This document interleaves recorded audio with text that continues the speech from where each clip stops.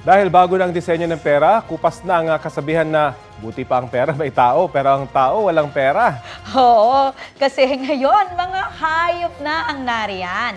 Ang sabi kaya ng netizens.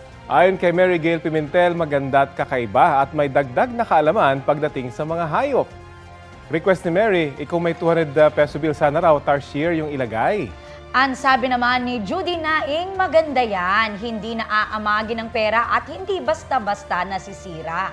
Ang sabi naman ni Leo Glase, makakalimutan ng mga bata kung sino ang mga naging bayani dahil wala na sila sa banknotes. Ayon naman kay Aaron Michael Arenda, bago ang disenyo pero hindi nagbago ang halaga. Mga kapuso, makisali sa aming online talakayan sa iba't ibang issue. Kung may nais din kayo maibalita sa inyong lugar, mag-PM na sa Facebook page ng Balitang Hali.